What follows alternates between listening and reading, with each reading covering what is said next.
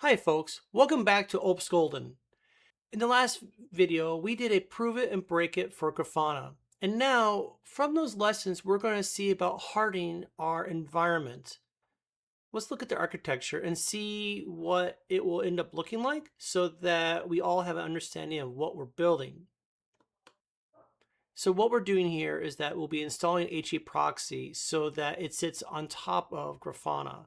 The whole intention of HAProxy is to, one, have our certificate so we can have HTTPS live on HAProxy. In addition to some of the features that we found that were turned off in prove it and break it, we're going to allow it so that we turn off escalation or going to privilege mode. We are going to force only allowing HTTPS traffic. We're going to force it so that anytime a port 80 or unencrypted traffic comes in, it's going to auto redirect to 443 or HTTPS. In addition to, we are going to configure it later on so that the certificate that will be living on HAProxy will be auto updated every 20 to 30 days via OpenBAO. In addition to, when we look at this architecture, we see that all the containers that we were looking at before are now set to localhost or 127.0.0.1, which is defined as localhost. And what's going to happen here is that we're locking it down so that all requests directly to Grafana and to Prometheus are going to be locked down, and so no one can access it directly. Now, one of the things that some of you who have home labs do is that you separate your Grafana and your Prometheus instances to two different VMs or servers. One of the things that we will not show in this exercise is how to lock that down. And I would highly recommend that you utilize firewall rules so that you limit the connection between Grafana and Prometheus. Usually I would recommend both host-based firewall rules utilizing IP tables or NFW, and in addition to utilizing your network firewall for only allowing Prometheus to Grafana and Grafana to Prometheus. The next thing we will go over here in updating is container hardening. So all the things that we found that were vulnerable on the containers for, let's say, Grafana and Prometheus, we're going to lock that down. I don't know if you remember, but there was about 25 capabilities for Grafana that we will be turning off, and we're going to narrow it down to 4 or 5.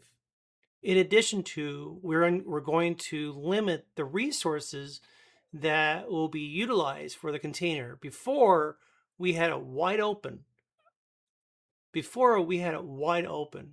So memory was unlimited, or however much memory we had, and CPU was unlimited.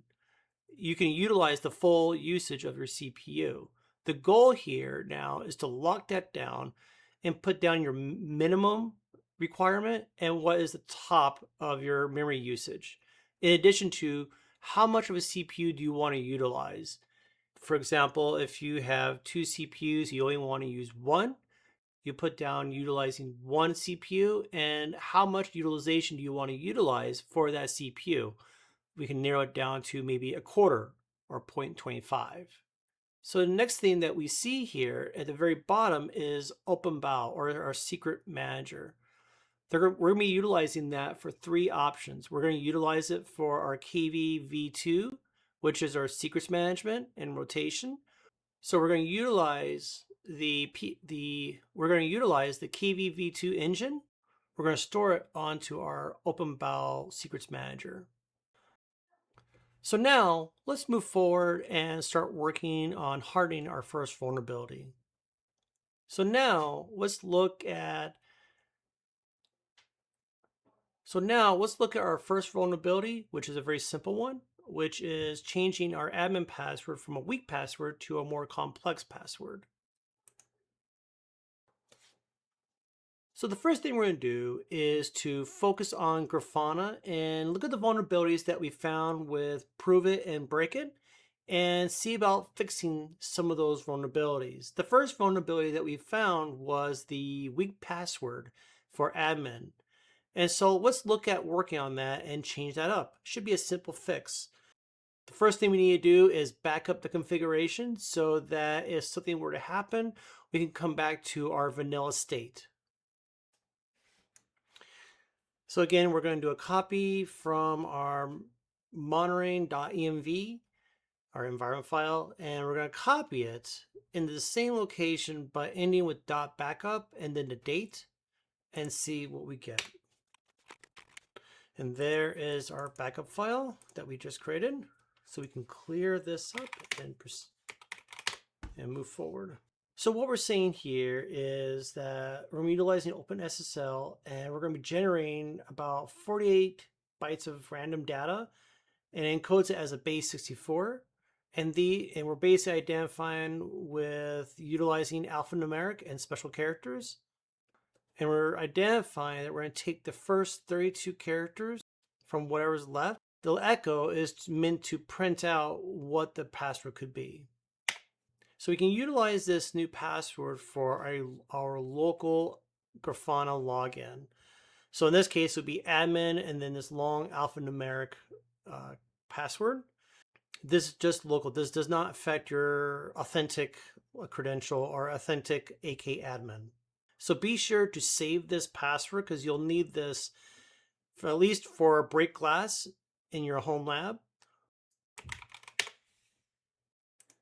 So what we're going to do here is that we're going to do a curl and we're going to push something to the Grafana server. And we're going to log in via our admin and our temporary password. And then from here, we're going to identify the old password, which is Tim password. And then what we're going to do is identify the old password, which is Tim password. And then we're going to say a new password has been created and we're going to push it up, which is going to be this RWB. And then we're going to confirm to make sure that the password has been entered. Like we normally do with changing our password on a website. We enter it and then we enter it again to double validate. And we're going to be pointing to ourselves, which is that 127.0.0.1 via our Grafana port of 3000. So here we just identified that we changed the password and with the user and password changed and we're ready to move forward. Our next step is to look at dumping this password onto our environment file and then locking it down. But before we get too far ahead, let's just make sure that the password has been pushed through. So again, we're doing a curl, identifying the code that we get back. Hopefully we're going to get a 401, not a 200. 200 means that it worked. 401 means that it didn't work. So admin, the old password, and then hitting ourselves, which is the 127.0.0.0.1. So we got our 401, which means the password did not work. That's good. The password has changed. So our next step is to validate the new password has been entered and is working. So like before, curl, identifying what code, HTTP code that we're going to get in return, hopefully a 200 and not a 401, our admin, and then the new password, and then hitting ourselves, which is the 127.0.0.1. And 200, it works, the new password works. Now, let's clear this up. And like I said before, we're going to dump the admin password into the environment file. Any security professional will say this is a bad idea. Do not ever dump your admin password into an environment file, even if it's locked down, because if the box ever gets hacked, then someone is going to try to aim to get that environment file. We saw that in our Prove It and Break It video. So what we're seeing here is the sed-i's edit the file in place. Basically, it changes the actual file, and we're going to be substituting the information, if there is any information, for admin password, and we're going to give it the new password of RWB, which is what we talked about earlier and created. So now let's do a cat, and then environment, and the security admin password is at the very bottom. Next, we're going to lock this file down to, in my case, we're just going to lock it down to the file owner, which is myself. So We're going to do an ls-la, and then we're going to do a .environment file, and then what we have here is that that only the file owner has read-write access. We're basically saying that no one else has access to modify this file except for the file owner. If this is deployed in a larger environment, you may have to modify this to allow some reads. But normally this is what we would do to lock down the file to just the file owner and no one else. So before we go any further, remember that in the prove it, break it, we created some service accounts. We're at a good stage to evaluate to make sure those have been deleted before we move on. So what this command is identifying is that obviously we're going to hit a curl, and basically we're making this a silent call out. We're going to hit it via our admin and our new password. And then here we're basically doing a search of our service accounts and see if there are any there, and if any of the ones we created and prove it and break it are still there. So what we see here is that there are 0 known service accounts in our Grafana server, which is really good. So one of the things we can say is that we changed the admin password, we validated it, we have added it into our environment file, changed the permissions so that only the file owner has access to see or write to that file. And we've also discussed that this is a temporary solution so that it showcases what we can upload to our OpenBAO server, which is going to be our secrets manager, and in a form, our password manager. In addition, we also validated that our admin doesn't work, hasn't worked since prove it. And our admin temp password 1 exclamation doesn't work either. It comes back as 401. So right now we're in good positioning to say that vulnerability 1, which was the weak password, that is no longer the case. We have now closed that up and have a alphanumeric password that we can utilize moving forward. Yes, it could be alphanumeric with special characters, but our use case, we're going to utilize it with our alphanumeric password. So the next thing we're going to work on is our TLS, our secure connection between our jump server and to our Grafana server. Remember that by default, we have unsecure and secure connections going to Grafana. We want to eliminate that unsecure connection because, as we saw with prove it and break it, if someone has a tap on the wire or is on the Grafana server, we can grab that weak password, decode it, and see the actual admin and then or user and its password, which is a huge vulnerability. So what we're going to do here is that we're going to implement HAProxy to, 1, serve as our load balancer proxy. It's also going to be our secure endpoint. So that's going to serve up our certificate so that when we connect in, we're not connecting directly to Grafana. We're connecting first to HAProxy, which will then forward traffic to Grafana. In addition to, we can also add some additional parameters on HAProxy. We can apply better parameters against any attackers. So let's do that. Let's clear this up first. This is from our first vulnerability. So first, let's clean this up. So first, let's get back onto our Grafana server. And we're going to back up our current environment file because we did modify it with our admin password. But before we do that, we're going to do a clear. Now we're going to back up the file. So we're going to identify CP, which is copy, monitor the Docker compose YAML file, and we're basically copying the same location but ending with backup dot and then the date so that we know how to reference it moving forward. So if we were to do a ls-la, we can see we have our latest backup right here. Okay, so let's try to install HAProxy. Okay, so now they say it's accessible, but let's verify that.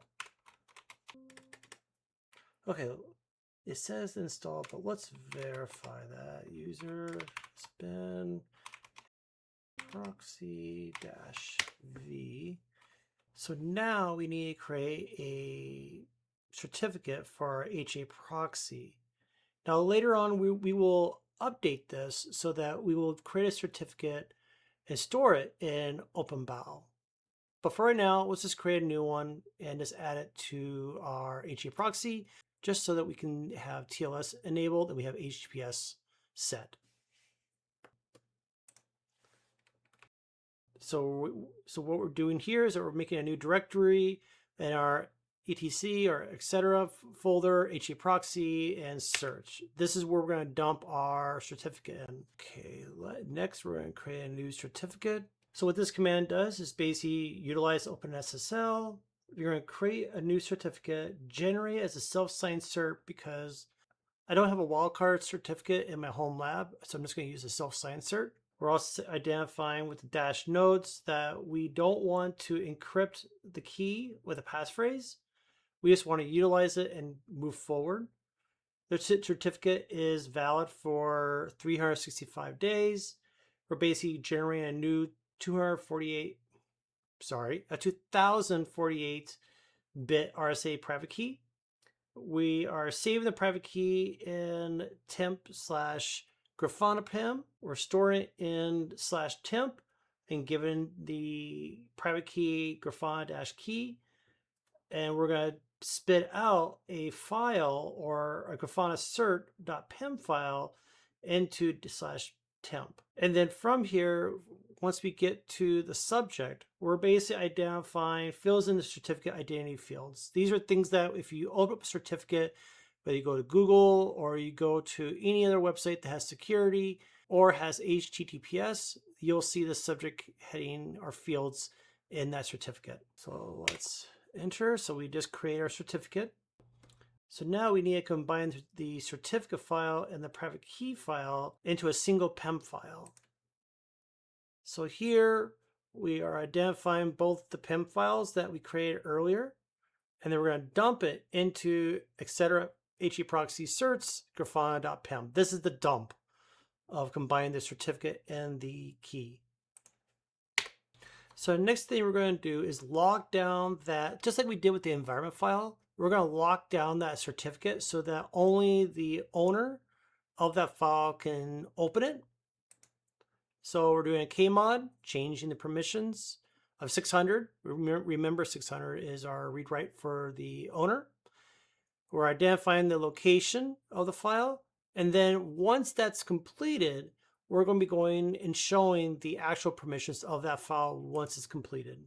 So this has been completed. We have that Grafana file and we have it at read write. So we're good to go. Yeah, I know. You'll see that there's a Grafana-lab, which is not part of our lab here. I created that when I was testing everything out, or I was POCing this setup before the video. So that's where you see the Grafana-lab. But we don't need it anymore. So let's just remove it. Okay, now it's been removed, which is really, really good. So let's do that again.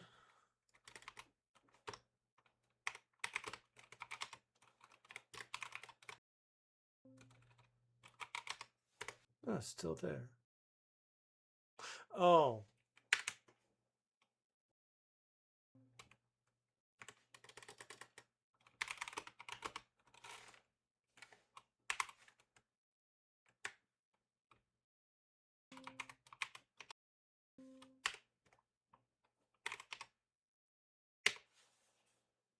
Okay, so it's been deleted now.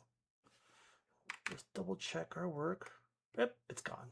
Okay, so our next step is that we want to back up the existing HAProxy config.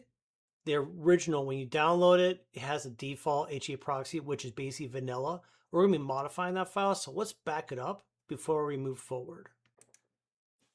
Okay, so again, we're talking about copying the default HAProxy config, and we're going to back it up with a .backup and the date. So now that we've backed up our vanilla HAProxy file, we're going to basically remove it and recreate it to utilize the TLS setup, and we can move forward. Okay, so let's do that. So the first thing we're going to do is that we're going to remove the default config. So next we're going to, okay, we're done here. So let's make sure, let's clear this up. Let's clear this up. And now let's do a cat HAProxy, then HAProxy. So let's validate our configuration. We should be validating anytime you have a syntax file, you should always validate it just so that you're not caught with your pants down later. Okay, so we're from here. The -c is checking the file, and then F is just basically making sure we're identifying the path, and everything came back fine, which is very, very good. So what we're validating here is that HAProxy is fully loaded up. I mentioned this when we did the Grafana and Authentik install, build and setup. And that is anytime you build something and you set something up, especially with Docker, you want to give it time for its systems to fully spin up. HAProxy is very lightweight, so it's very quick. But I've seen it in the past when you have a system that has a database in the back end, a memory configuration, other dependencies, sometimes it needs a minute or two for it to fully spin up. And then at that point, we have validated that the configuration has spun up. So from here, let's do a docker ps.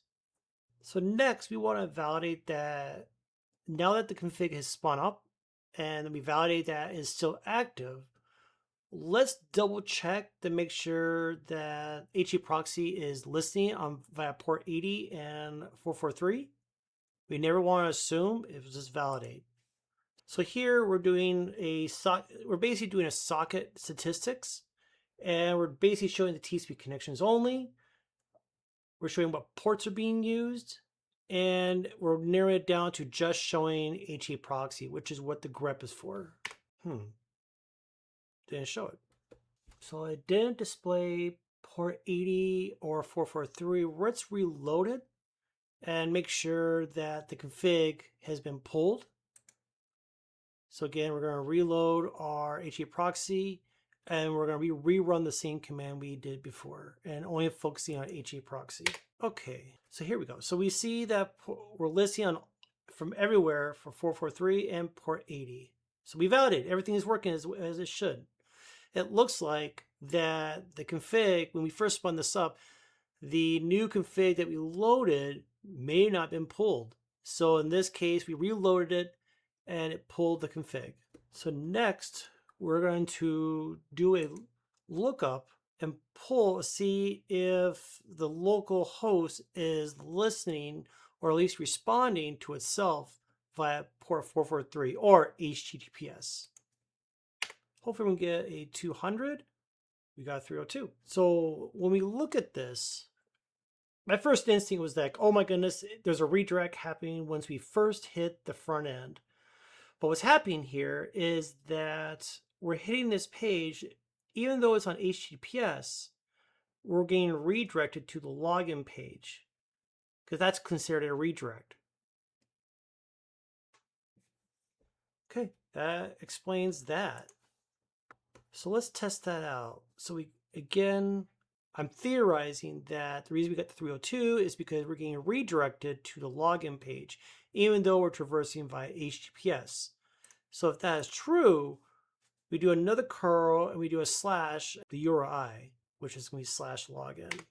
And we got a 200. So this validates that the 302 was just simply the redirect to the login page, and going straight to the login page, we get a 200.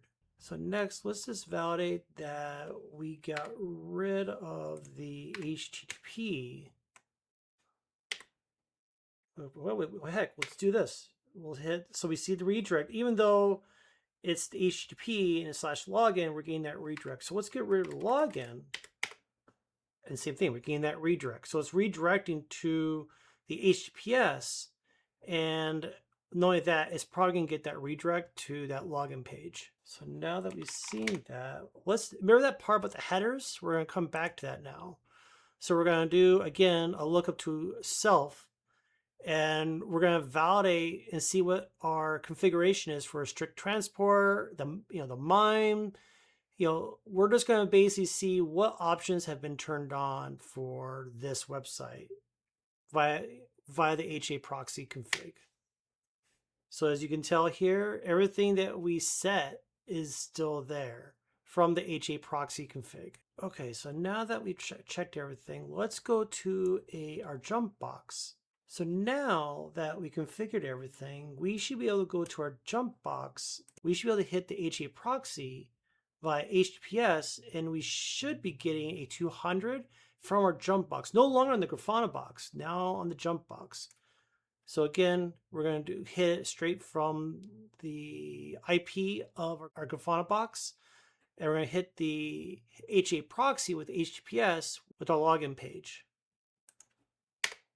So we got that 200. What happens if we just get rid of this? Get the login. We get that 302 again. So if we go back again and do HTTP, we get that again, redirect. And then let's do this. And we get that redirect. So everything that we have set up with HAProxy, at least from the jump box and the command line, it works. So our next step is to lock down Grafana. Grafana is still listing on port 3000. So we want to lock that down so that users can only access Grafana through the HAProxy through that secure connection. They can't go straight to Grafana. So what this is saying is that right now we have Grafana listening still, even though we have HAProxy, Grafana is still listening with 0.0.0, which is listening to everybody. And so what we want to do is lock it down. And so what's going to happen is that HAProxy is going to have only access to Grafana. All outside connectivity, 0.0.0, is going to go away. So now that we're back onto the Grafana server, we validated that the HAProxy is listening on port 443 with a redirect for port 80 going to 443. The problem is that Grafana is still listening on port 3000 to the general network, or 0.0.0.0. And so what we want to do is lock that down so that only HAProxy can connect to Grafana. All other outside connectivity, internal or external, is locked down, and only the HAProxy can connect in. So we're going to modify the Docker Compose file and only allow localhost, or basically 127.0.0.1, to serve up Grafana, and only one who's going to have access to that is going to be HAProxy. So let's verify that. Yep, so it's only listening for the local host, or 127 itself, 127.0.0.1 via port 3000. So everybody else out there cannot access to Grafana at this point. So the next thing we need to do is to modify the environment file and modify it to what is the root URL. So by default, it's going to look at 3000. Actually, let's look at that.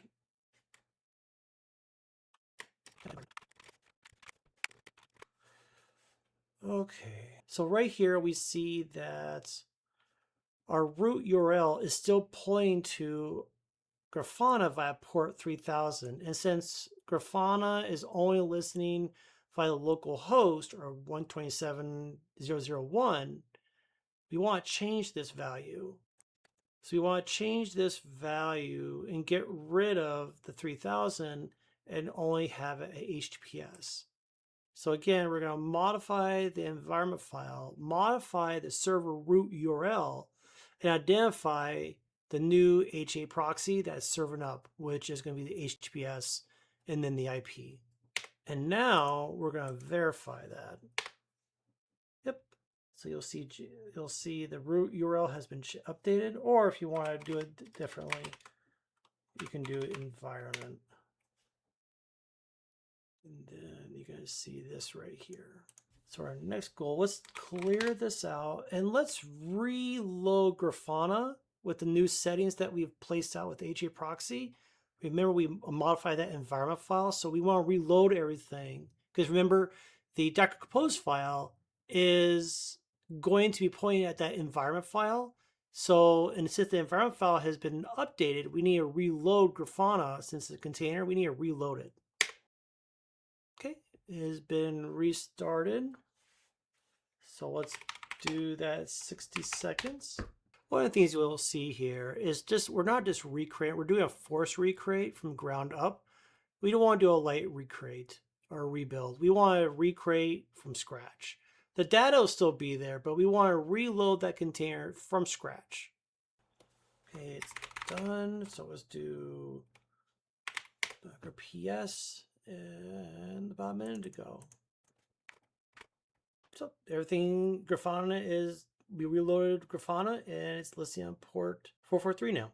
Even though we have ports over here showing 127, it's listening internally again to localhost. It's not listening externally or with the 0000 and then the port. Yes, we're going to change how Prometheus and Node Explorer will be utilized because they're still listening externally. That was one of the vulnerabilities we saw earlier, improve it and break it. So let's move forward. We'll come back to that and see ways to lock that down so we can better improve our posture or security posture with our Grafana and our Prometheus and exporters. So next, let's go back to our jump box and let's just hit the Grafana server via its old port of 3000. It's not even listening. 3000 is So what's happening here is that since Grafana is only listing on 127.0.0.1 or localhost, it's just not listening. That's the reason you get the 000. So next, let's hit the Grafana server again. Let's be paranoid a little bit and just validate that everything is functioning as expected. We're hitting HTTPS and we're getting a status code 200, which is success. So now that we've tested and validated that we can get to our Grafana server through a secure connection via HTTPS, let's now test it and see if we can use a browser and see the results of our work and try to authenticate to Grafana using a secure connection. So now we can see that we can get to our Grafana server through a secure connection, but let's validate that we can still authenticate into Authentik to get into Grafana. One of the things we see here is that we changed how we get access to Grafana and changed our port from port 3000 that's unsecure to HTTPS or port 443 and making a secure connection. And if you remember through the build and setup of Authentik, we actually had to change settings in Authentik to identify the new port that we're utilizing to authenticate on Grafana. So let's go Authentik. I'm going to log in through my admin account. We're going to go to admin interface. We're going to go to applications, providers, and then we're going to go to Grafana. Look at this. So we see that it's still pointing to the old redirect over at Grafana. So let's edit that. So add an S, get rid of the 3000. Now let's double check and make sure all the settings don't require that new URL. We should be good. So let's review the process and the flow. So when we go to Grafana, we go and utilize, in this case, HTTPS. Go in and authenticate through SSO to Authentik. That's where that redirect happens. And we see this. So it's not just the port that we have to update. We want to make sure that our URI is still the same as well, because this right here is identifying what Authentik is going to accept from Grafana for that redirect, right? If you were to take this out, take in login/generic, even though you have the port and the IP, you need that whole URI so the Authentik knows what to accept coming to it. So we're going to update that. So that is the providers. Now remember, there's an application. Remember, the application takes the providers. Let's double check and validate our applications for Grafana and make sure that if we need to change the port and put it as secure connection, we do that. So let's go here in Grafana, hit edit. First look, nothing, but if you go to UI, there is a launch URL. So let's change this. So put an S, get rid of the 3000, update, okay. So let's get out of here. So close the browser. We want to restart fresh when we browse to Grafana. So let's go to Grafana. Just double check and make sure we have HTTPS there. So now we're going to sign in with Authentik. And there's the login page. Remember, we didn't even get this far originally. So that redirect, remember that slash sign in slash OAuth? This is what Authentik is using for validating traffic coming to it. Again, if you didn't have that sign in slash OAuth, it would probably deny it. So let's go use Dingo, our super secret password, and we're authenticated through Grafana. So in conclusion, one of the things that we can say here is that we've set up HAProxy to be a HTTPS termination or TLS termination, and then it forwards that traffic to Grafana. In addition, we locked down Grafana to say only accept traffic internal, that local host. And since HAProxy is on the same server as Grafana, we're saying that HAProxy is going to connect straight to Grafana and nothing else. If I were to browse to Grafana through its unsecured connection or its port, it would get denied. In addition to, we also locked down our TLS settings on HAProxy so that we are forcing a redirect to occur from HTTP to HTTPS. In addition to, we're utilizing some additional security features so that we're less vulnerable and we're securing a connection from the customer to HAProxy. Now, keep in mind, if HAProxy was separate from Grafana, right? We were on two separate servers. What we would do instead is that on Grafana, we would put a IP tables or firewall rule or host-based firewall rule on there so that it only allows traffic from HAProxy to itself. Everything else would be denied. So that is the mirrored. So we have everything stay on the same server, which is what we're doing here. And then there's other solutions where you would separate your HAProxy from Grafana. And you would put a firewall rule for a host-based firewall to limit that connection to Grafana. So the next thing we're going to do is to focus on our vulnerability where Prometheus is wide open. It doesn't have authentication turned on. Someone can browse to Prometheus and query any sorts of exporter that is available and see what the results are, which is a huge vulnerability. We want to lock that down. So let's do that. So the first thing we want to do is install Apache utilities.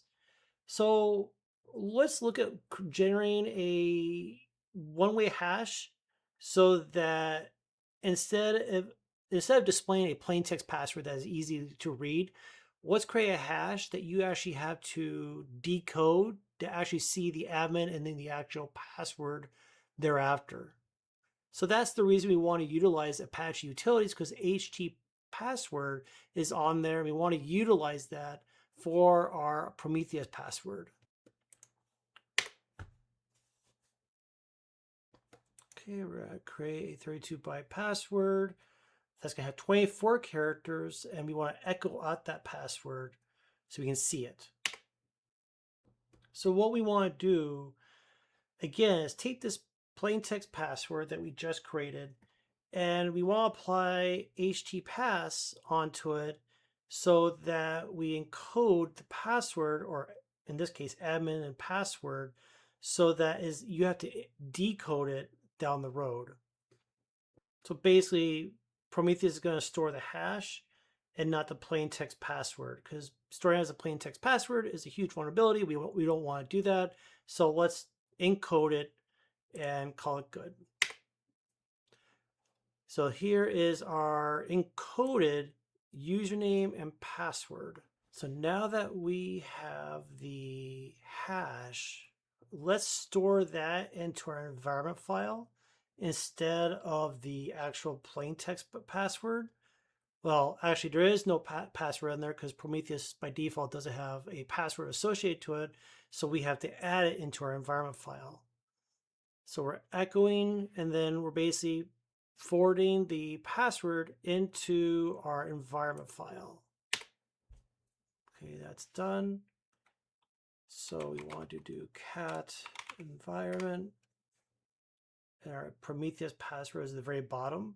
So, okay, so now let's create a Prometheus web YAML file, or at least our web config YAML file. And so what we're saying here is cat, and we're going to create a file called web config YAML. And then, or basically we're applying our authentication, and that this is the hash that we want to utilize. So now let's look at here. So let's go to Prometheus. And from here, we're going to do a nano web, which is the file we just created. And oh, there's the hash. So we should be good here. Control X. Or if you don't want to use nano or nano, you can use cat. And there we go. Looks good. So next we need to apply proper permissions to our web YAML or web config YAML. And we're basically applying that the owner has access to do read write, but all other users have read. This is required because Prometheus. So the hard thing with this was 644. A lot of people are going to say just use 6000, but the problem is that Prometheus actually creates a user called nobody, and it's not even recreate, it's just nobody, the user ID, and it needs access to read the configuration file, not just the owner, but actually the user called nobody. Okay, so I think we're at a good point now. We can implement this. So let's do this. Config.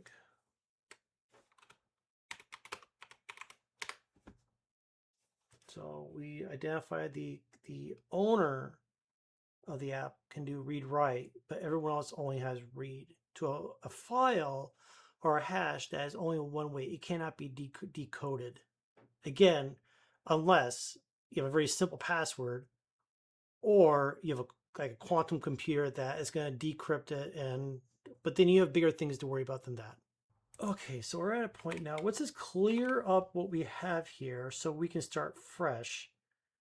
Well, not start fresh per se, but start with a new, just kind of like a clean desktop. And now what we're going to do is we're going to create a folder so that we create a process so that Grafana knows how to authenticate to Prometheus. Even though we've created authentication for Prometheus, Grafana still needs to have access to Prometheus. Thus, it needs that login. So we just do make a folder. So now we need to create a data source that Grafana can utilize. So we're identifying cat or create a file called prometheus.yaml. Here is our data sources for Grafana to look at Prometheus. Again, we're identifying Prometheus, which is a local host with 9090. Is default basic auth is turned on, not turned off. Our user is going to be Prometheus, and then we're going to apply our basic auth password, which is Prometheus password. So again, This last one, Prometheus password, that's one of the reasons we need to add it into our environment file. But again, our environment file is locked down because you have to be the file owner, but we can still work on it and try to harden that as well. Okay, so before we go on, let's look at this file and make sure it is everything that we just entered. It is. So we have the name, type. Is it on by default? Yes. We're identifying the environment file, which is an environment entry or variable, and our user. So we're good. Next, we need to look at the Grafana config and see if we need to modify it. We do need to modify it. We need to modify the Prometheus config as well. But first, let's look at our Docker Compose file for Grafana.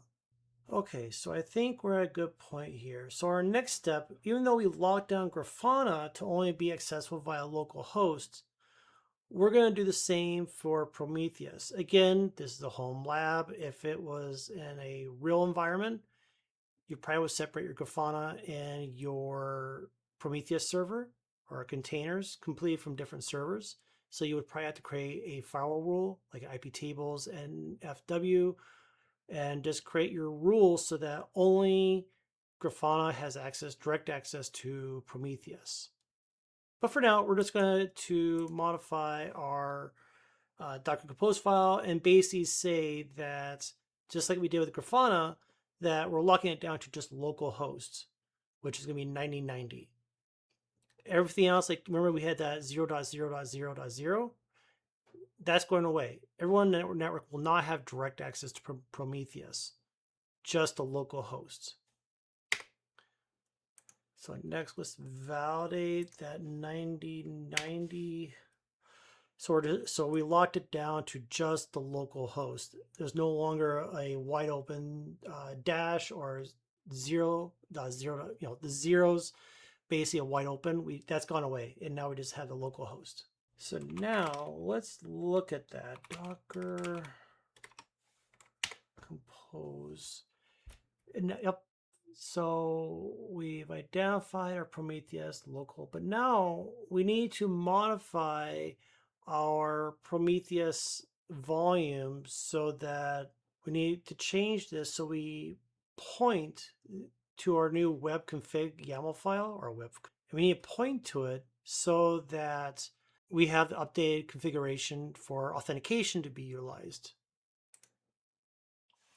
So again, we're going to write in file. We're modifying our volumes, and we're going to be modifying to make sure it's read-only and within the Docker Compose file. What else could I explain from here that would assist? So basically anything that has a prometheus.yaml file in the Docker Compose file, we want to modify it and include the web config YAML file. So next, let's verify that. And we just hit the volume and we identify the new Prometheus points are going to be here. So let's look at that cat Docker. And we look at Prometheus and here we go. Here is our ad. We just basically pointed to the web config YAML file, the Prometheus YAML file, which was there before. I think we're good. And we have our command here identifying Prometheus YAML. So we're good. So next we want to make sure that when Prometheus spins up for the first time, or not even spins up for the first time, when it's been reloaded, we want to make sure that it always hits that Prometheus YAML file and the web config file. So again, we're going to modify the Docker Compose file. We're basically looking for anything that says storage.tsdb path, and we want to add our web config file and our string to the Docker Compose file. So let's verify. So we're hitting the Docker Compose file. We're looking for anything that says docker.file, and we're identifying the command we just entered here. So we're good. This is very good. So now we need to point Grafana to that new data source file because we're modifying to point to a new data source. So that has to be created. So again, we're identifying for Grafana storage, not Prometheus, Grafana storage, and this is basically adding the Grafana provisioning mount and modifying it within the Docker Compose YAML file. Let's validate that. Make sure that everything for Grafana storage has been updated. Yep, there it is. So we're good here. So next we're going to do a cat docker. Let's just look at our Docker Compose file and let's make sure that everything has been updated. There's our provisioning right here that we just added. And then here are our modifications to our volumes for our Prometheus, identifying the web config with the hash, Prometheus or config for Prometheus. And this looks good. This looks very good. So let's double check our config and make sure that it runs the way we expected. So we're doing a Docker Compose config. We're basically checking to see if there's any errors in our config. Yeah, YAML's okay, so everything looks good. So we're now at a point to restart Prometheus and make sure that we're first recreating Prometheus. Remember, the data is still the same, but we're basically rebuilding the config. Okay, it's started. Let's do sleep 60 seconds. Make sure everything spins up exactly what we want and gives it time for everything to spin up. So now let's check to make sure that Grafana and Prometheus are up. Okay, 18 minutes, 18 minutes. A lot longer than you can tell I took more of a break. So it's been about 18 minutes, more than a minute. So we should be good to go. Okay, now that we've put the web config on there, Prometheus has been rebooted, let's try and hit ourselves again. So let's now try to hit the local server by 9090 without logging in.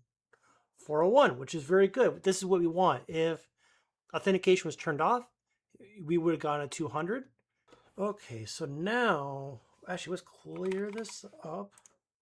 Okay, now we should be able to clear this up. And let's try a hit with the Prometheus login with the credentials. And we got 200. So we did basically authenticated to Prometheus. Instead of no authentication, we now authenticate to Prometheus, and now we're passing authentication. Very good. Okay, our next thing we should do is validate from the jump box if we can still hit Prometheus with no authentication. 00, that's blocked, which is really good. So one of the things we need to double check is the data source. I've done it with a previous POC where I create a new data source on the UI, but when I add the basic auth, I had competing data sources occurring. So let's get it down to just one, and we can start from there. But we need to do this on the Grafana server. So let's clear this up. So this is basically authenticating and checking if there's more than one data source. So as we can tell with our API lookup of API-data sources. So let's see what we get. Okay, we got one.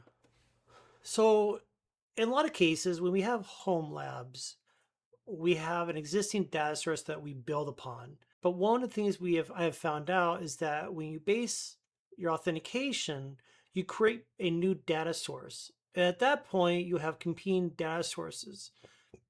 In my documentation on OpenBAO-issued, it'll talk about how if you already have an existing data source and you create a new one with basic auth, that there's a process to transfer that data over so that it's accessible. But I have that documented. We're not running into that issue here with this POC, but it's something that I've seen in the past within my own home lab. So I want to make sure it's documented and that you guys can learn from that. So one of the things that we can talk about here is that what do we learn? We learned that by default, Prometheus's authentication is not turned on. What we need to do is add Apache utilities for the HT password. Basically creates a hash for a username and password. It's a one-way encoding. We've locked it down. In addition to, we have locked it so that not everyone can get access to our Prometheus server. Since this is living on the same server or VM as our Grafana server, we made it into a local host. Again, it should be noted that if you were building this and you separate your Grafana server and your Prometheus server with two different VMs, two different servers, what have you, the hard fix would have been to create IP tables onto your host so that we only accept traffic coming directly from Grafana to Prometheus and block all other access. Or if you have apps on your Prometheus server, add firewall rules as needed per your use case, but not a wide open access. In addition to, we've updated our Docker Compose file to, so one, we've identified in the Docker Compose file of our Prometheus mounts. In addition to that, we have updated to point to our web config file that has our hash. In addition to, we validated that there is no, in this case, this POC, there's no double data sources, there's just one. But again, in my notes, in my blog, I've clearly stated that what happens if you have multiple data sources and you're now locked down to one, what the transition will look like from there. So the next thing we're going to do is check what's in the current vanilla environment file.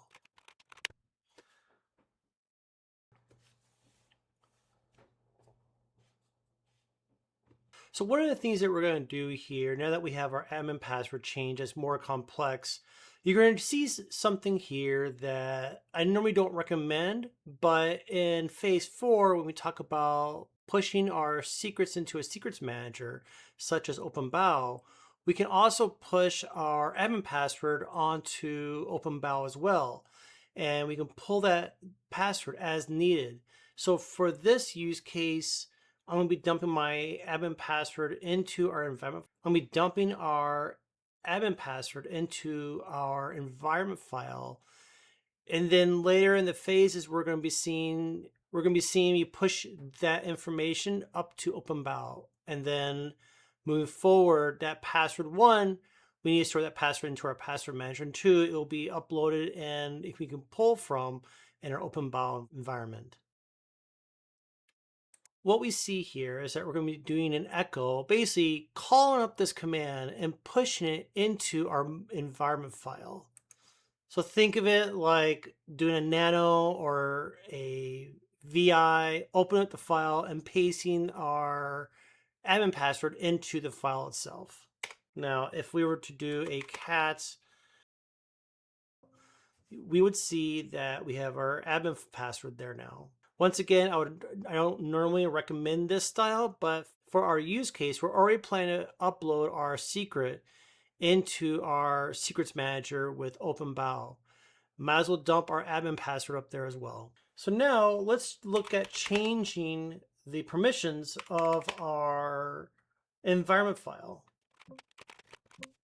So what have we done here? We have identified that we want to change the permission of our environment file to 600. We're basically saying that we want the file owner, i.e. myself, to have read-write access and no one else have access to that file. We're basically locking down who has access to read that file itself. We're basically locking down who has access to modify and change the file. Next, let's do a clear. So next, let's look at finding and reviewing our Docker Compose file. So once again, we're looking at the file and we're noticing again that the Docker container for Grafana is still listing on port 3000, 9090 for Prometheus, and the host of other ports for our exporters. And one of the things you'll notice here is at the very top here, we're still identifying our environment file and we're still pointing to that environment file that we just looked at.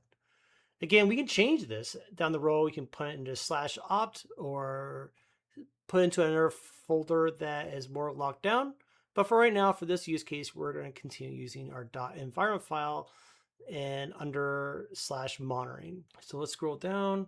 So the next thing we're going to do is we're going to test out to make sure that admin is still not going to work, that 401. And then we're going to come back here, and remember we had temp password 1 exclamation. So one of the things that we have found here is that we have locked down the container itself so that we limit the capabilities of that container, so that if someone were to do an execution of that container, that user will not have free ride within the container itself. We narrow it down to just 4 or 5 capabilities, not 35 when we proved it and broke it in our previous episode. In addition, we also put down limitations onto the container so that if someone were to get access to that container, they do not have unlimited resources on that container or the system. So we put down hard limits and minimum access, meaning we set our CPU. We identified one CPU, and from that CPU, our minimum is going to be 1/4 of that one CPU. Same with the memory. We've identified in the memory that it's only going to have 512 megs of RAM. So that is the vulnerability, and let's continue on. So the next thing we're going to focus on is our exporters.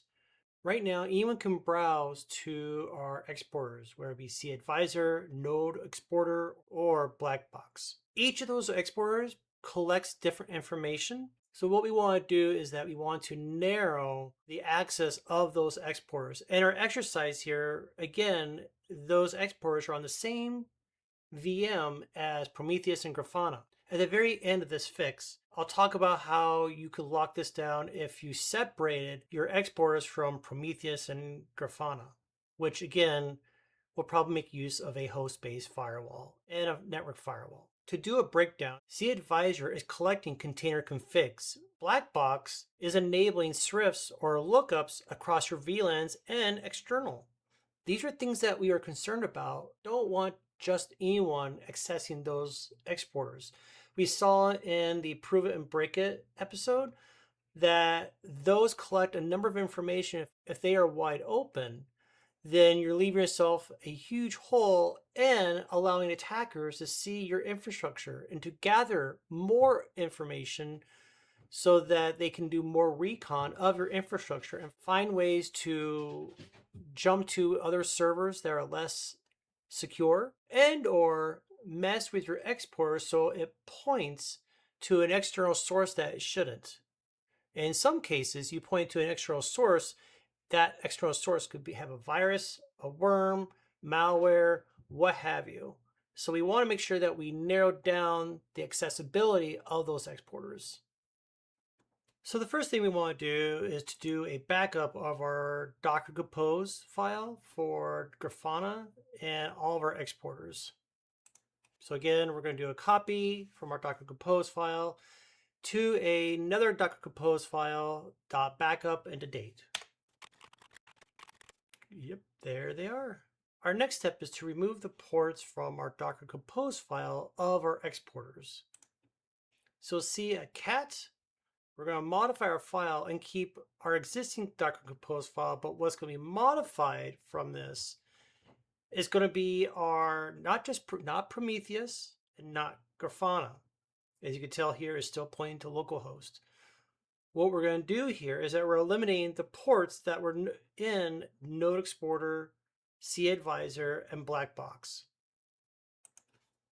So our next step is to run the config and see if we get any errors before we actually do a restart of our container and pulls that config. So what this command is doing is just composing the config to see if there's any errors or not. I don't know about you, but whenever I look at YouTube videos and I'm trying to learn from it, I always hate looking at the bottom of my screen. So I like to clear my screen here so that you can look at the very top and not the bottom.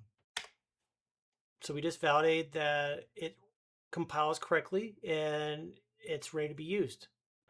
Our next step is to force recreate the Docker compile. The next thing we're going to do is do a force recreate of our Docker containers. In this case, it's going to be Grafana, Prometheus, and all of our exporters. Remember, we're not going to lose the data. We're just recompiling the image. What this does is force a rebuild of the image, and from that, it's going to pull the latest config. So everything has been rebuilt. So let's do this. Let's do sleep 60 seconds. Again, we want to give time for our containers to run. Okay. So now we should do a Docker PS to make sure that our containers are running and have been running for about a minute. One of the things that we did here with the recreate is that we can see that we eliminated the IPs and we're just listing on the ports internally. Now, if you were to utilize these exporters on different servers, then you would have to modify that Docker Compose file to not only keep the ports, but also put the IPs on there. And then from there, we would have to put host-based firewall rules on there so that we're protecting the exporters to communicate only to Prometheus and nothing else. Let's do a clear. So next, let's try to connect to those exporters via the jump box. So the first one we're going to test from the jump box is going to be node exporter. So again, we're going to curl it to the IP of the host and then the port, which is name 100 for node exporter. It got blocked, is not receiving. Next, we're going to do cAdvisor. So same thing, same host IP, and then with a different port, which is going to be your cAdvisor. Again, that's blocked. Next to validate is black box. Same thing, different port, and that's blocked. So next, let's go back to our Grafana box and see if Prometheus, since we're in the same box as our exporters, let's see if Prometheus can still scrape information from those exporters. So what we're seeing here is that we're going to do a curl. We're going to authenticate to Prometheus using our user ID and password. And then we're going to hit ourselves, since Prometheus is on the same host as our exporters. We're going to hit ourselves. The 9090 is the Prometheus port. And basically we're doing a lookup to see if anything here pops back. And we're making sure that Prometheus can still connect to all of our exporters. So there you go. So we see that black box is up, cAdvisor's up, and node exporter's up.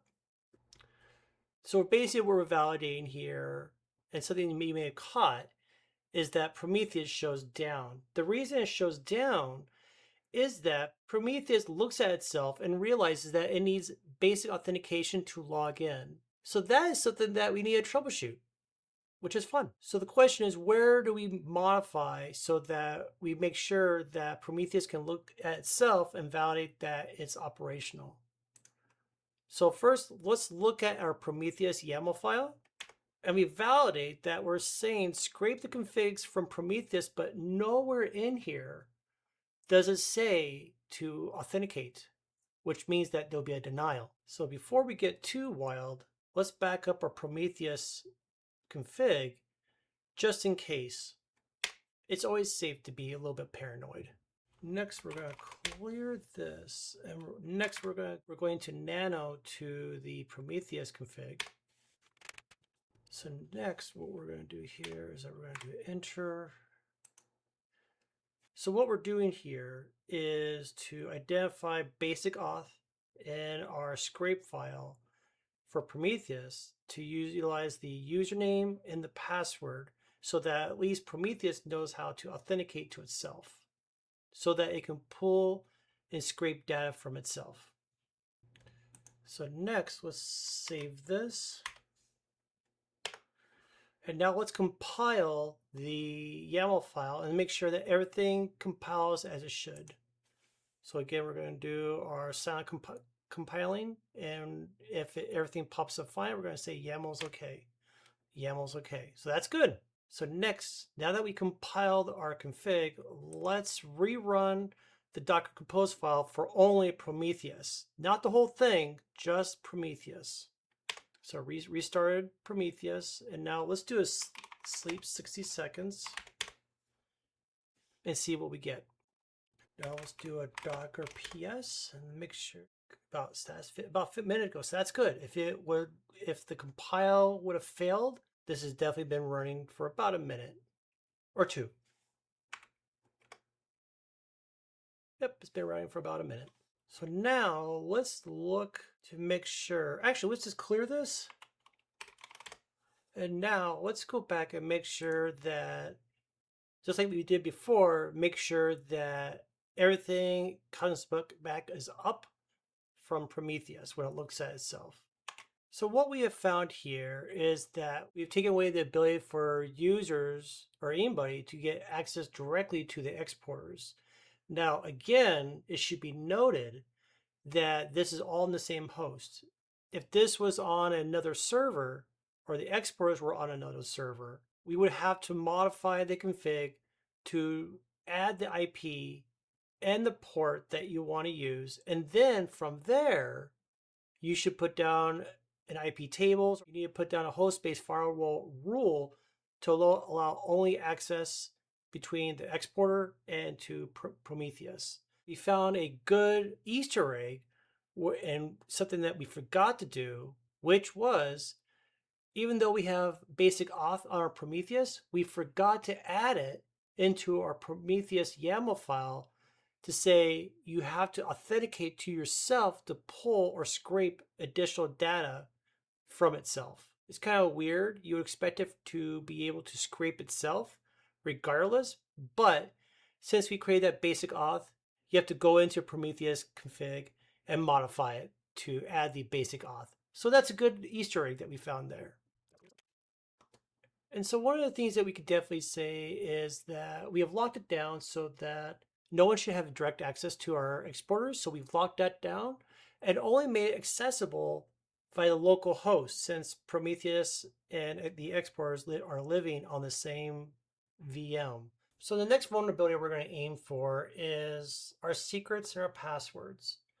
We've changed our passwords, we added secrets, we created hashes, but they're all in environment files, and that is horribly not secure. Anyone who values their security in their system would tell you that what we did, adding passwords and secrets in environment files, is horrible. That is not the way to secure our most valuable asset. So what we're going to do is that we're going to utilize a vault called OpenBAO. OpenBAO was a fork of Vault, and we want to utilize OpenBAO to store both our secrets, our hashes, and our passwords instead of storing them in our environment files. For this exercise, the commands in my book are the most valuable thing to see. So I'm going to not show my face on the screen and just be pure desktop so that we all can focus on what is needed and what commands to utilize to secure our environment.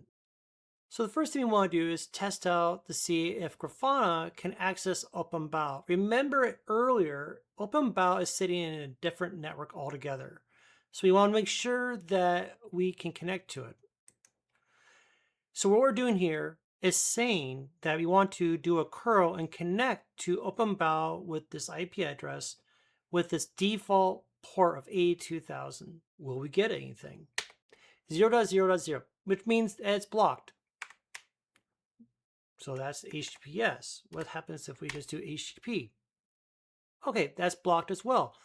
So these are default ports that OpenBAO normally has open, but I already have my OpenBAO system secured up and sitting behind a proxy. So what we can do here is hit our up arrow, get rid of 4,000, and we got 200. So we just validated that our connection between Grafana to OpenBAO is going to go through a secure connection and that it's not set up as a vanilla. So now let's look at connecting to our OpenBAO system and setting it up so that it starts storing our secrets, passwords, and hashes, and we utilize a app role that is dedicated to just for Grafana. So the first thing we have to understand is that OpenBAO in my home lab is set up as a container. So first thing we need to understand is that my OpenBAO system in my home lab is a container. We need to jump directly inside the container so we can issue commands. So here we're basically executing going inside into the container. The container is called OpenBAO. So the next thing we need to do is to create a environment variable so we know how, so instead of typing an IP all the time, we just reference the environment variable moving forward. So we're creating a variable and we're basically pointing to ourselves. Since we're behind an HAProxy, we're only going to point to ourselves, in this case, our local host via port A200. So now we need to log into our OpenBAO system. To do that, in this case, we're going to be utilizing a root token, so everything can be initialized. So now let's make sure that our KV secrets engine is actually enabled at this time. I know it is, but let's double check. It is. As you can tell, we have multiple secrets being stored here. So next we need to validate to see if we're using KV version 1 or 2. To find what our KV version is, our options right here is identifying that we are running KV version 2, not 1. Now we're at a stage, if you record your admin password, your Prometheus password, your OAuth client secret, if you recorded that, now you can, this is where you want to paste it into OpenBAO. So for us, we're going to identify BAO, we're going to use the KV engine, we're going to basically putting something into our engine, put it into secret Grafana credentials. We're going to identify the admin password, the OAuth client secret, and our Prometheus password. Now that we've done that, let's do a clear so we can actually, so that you guys can see actually what I'm typing. So since we created, so let's confirm that the secrets were actually stored. So we're going to, instead of put, we're doing a grab or a get and trying to see if everything was stored.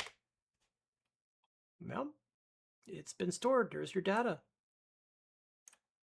Look at that. So everything has been stored. There's your admin password, and your everything's been stored. This is excellent. So next, let's create a policy that grants a read-only access to our Grafana's secrets. Not write, but only read. And honestly, the reason we're doing this is that we don't want Grafana to use the root token to grab this information. That is a huge security vulnerability if you did that.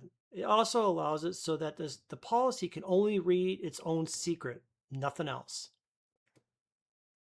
So let's clear this up first.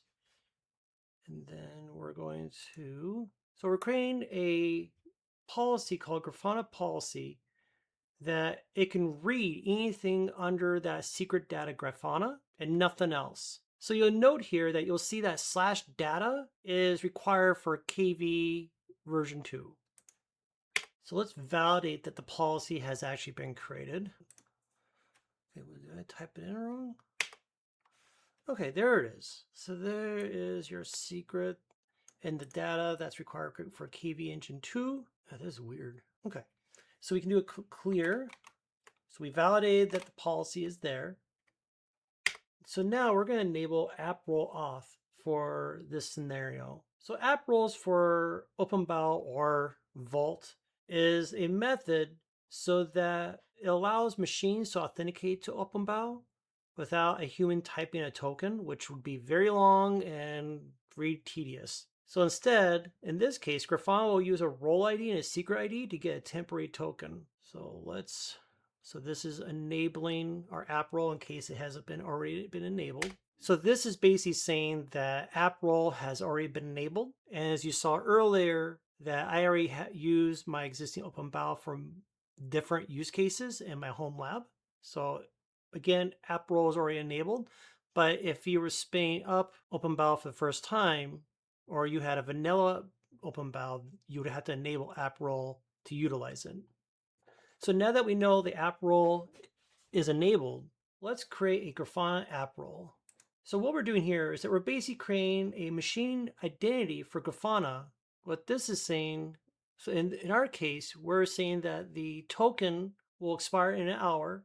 And what we're also saying here is that our secret ID right here can be reused. It's not single use. This is debatable, and depending on your appetite for securing your environment, you may not want your secret ID to be reused. You want it all to be a single use. But for our use case, we're going to be creating our app role to reuse our secret ID as needed. Okay, it's been written. So now we need to grab our role ID.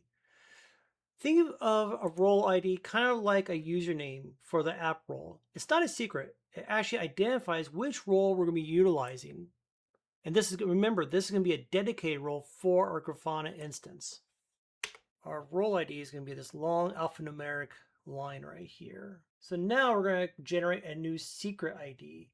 Think of the secret ID like a password for app role. Combined with the role ID, Grafana can authenticate to OpenBAO. These are requirements for Grafana to be able to communicate to OpenBAO and retrieve its information. So again, we're identifying our app role, and we're creating a value for our secret ID.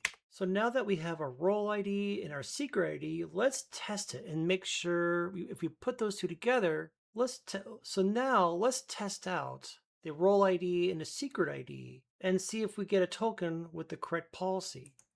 Okay, so the app role login works. So we got our token.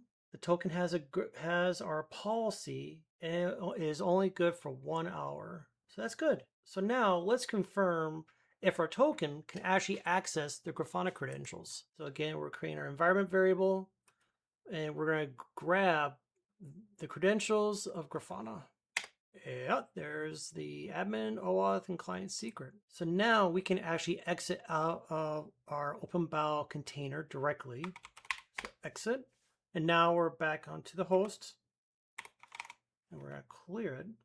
So now we're going to go back to our Grafana server and we're going to be creating our entry point script. So first let's clear this up. So the next thing we need to do is create a entry point script. Is that it will run at the container startup. The whole point is that it's going to log into OpenBAO with our role ID and secret ID. And then from there, it's going to fetch those 3 secrets that we entered earlier. And then from there, we're going to pass them to Grafana's startup process using our executable environment. So let's take a look at that script. So, okay, let's look through the script. The set E, if a command fails, the whole script will definitely stop immediately. We're basically identifying 3 variables. You'll see here that we have variables referencing other variables. We will add this variable and this variable in our environment file. The next part is that we'll be posting to OpenBAO for a app role login with our role ID and secret ID. So remember there's post, which is throwing information, then there's get, which is pulling information. In this, we're posting, sending information over. Here, we're identifying the URI, so the IP address and then the URI. We are extracting the token from our string from the JSON. We're basically extracting just a token string from the JSON right here. Moving on. So we're basically utilizing a secret. At this point, we're fetching the secrets from OpenBAO. The whole point is to utilize a temporary token to get a request to the KV store, which is this right here. get. So the whole point is that the hope is that it's going to print out internally the 3 items right here. And so what will happen is that it will print out the secret and the passwords that we have stored in OpenBAO. Something that should be noted to folks who have this in their home lab, that for security, a lot of people feel that when you do a print, where will that print be stored at? Will it be stored? So let's break that down a little bit. So the print output goes to the std out inside the container, but it's captured by the shell variable assignment. So right here. It won't appear in the Docker logs unless the script actually errors out and dumps a debug info. So that could be something to be concerned about. Something to note, and that is memory. The secrets exist briefly in the shell's process memory as variables. Unfortunately, that's true for any secret handling. Even export puts them in memory. They're gone once the execute replaces the shell process. Something to additionally note is in the process list, someone with a root on the box could theoretically see them in /pros briefly during startup, but that's a very narrow window. But it should be noted for someone who is concerned about how their passwords or secrets are shown or are displayed in the system. And that would happen whether this was Vault, OpenBAO, or some other key manager or secrets manager. In addition to, if we're being finicky, we could say that at startup, Docker inspect and Docker execute will show the environment variables as well. That's sort of exactly the same exposure as the .env file has today. Anyone with Docker access can see them. So let's move down. And honestly, the execute environment is actually the more critical part. So what this is doing here is that execute environment replaces the current shell process with Grafana's startup script, injecting the 3 secrets as environment variables. Plain export doesn't work here because execute, or X, destroys the shell that holds the exports. Execute environment sets the variables and launches the process in one step. So after this runs, whenever Grafana starts up, all 3 secrets in its environment, they will never touch the file system. It is all off the system, off disk, and into a vault. Okay, so we've gone over this whole script. Copy it. And then we're going to monitor. Now that we reviewed the file, let's dump this into our Grafana VM and run it. So now we're going to set some permissions to the script that we just created for, which is called entrypoint.shell, as shown here. We're going to modify the script so it becomes a executable. And then let's verify. Okay, we just verify that this can run and it's not locked down. So now let's review before we get too further ahead. So now, actually, let's clear our screen here. So right now we're at a good point where we want to copy what we have. Again, we're backing up everything because we're paranoid. Next, let's look at the environment file first. So we have all, we still have our passwords, we have our Prometheus password, we have our client secret. Okay, so that's what we have. So our next thing that we're going to do is modify our environment file. So let's do that. But the first thing we're going to do here is we're going to get rid of our client secret. We're going to go down here and get rid of our security admin password, because that is now stored in OpenBAO. And now we're going to get rid of Prometheus password. And now we're going to add the variables that we have in our script so that our environment file knows to reference that script and can run that script. So remember that the role ID and the secret ID are used to create that token, and we know that the script that we have will then pull that information onto Grafana, and the secret and passwords are never stored on disk. So let's save that. And just to double check, let's do this. So we still have it as only the owner can read and write to the file. Validate that everything is where we want it. And nothing carried over, so that's good. So we saw our variables right there. So from here, let's clear this up. So next we want to modify our Docker compose file. So what we want to do here is to go down to our volumes for Grafana. We want to go down to the volumes and then hit enter. And we want to point to that entry point script so that when the Grafana container spins up or gets rebuilt, it knows to reference that entry point to grab the role ID and the secret ID and the token so that it can pull the desired password and secrets. So next we want, and this last one is just the entry point to override the default startup to run our script first. So basically we're saying start this first before doing anything else. Okay, I think that's it. So next let's make sure that everything has been pulled. That's there and that's there. That's very good. You'll read only. So now we need to compile the Docker config to make sure that it'll actually run and that there will be no errors. So let's do that. So again, we're doing a compile. Yep, we got YAML. Okay, yay. So now, before we do the big recreate, let's clean this up. Or sorry, clear. And now what we're going to do here, now that we updated the Docker Compose file, in addition to our environment file, we need to rerun our Docker container so that Grafana knows how to grab the secret and the passwords of Prometheus and our admin password. So let's do this. So now let's do sleep. So now let's do a Docker PS. Let's see. Oh, we have a rolling reboot. We have a loop.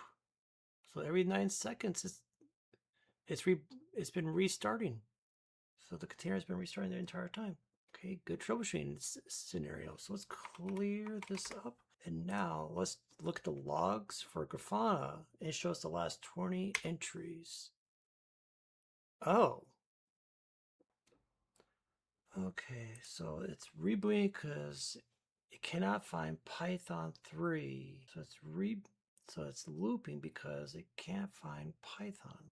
When I look at the image, it's running on Alpine. Does it not have Python at all installed? Okay, let's see if we can do an echo of no Jake. Okay, so this won't work because we're looping. We can't execute because it's rebooting itself. Let's rewrite the script. And instead of using Python for the entry point, let's rerun that. Take out. Since then, I've remodified the script to get rid of Python. So we're replacing Python with sed to extract the values from JSON. Okay, let's look at that.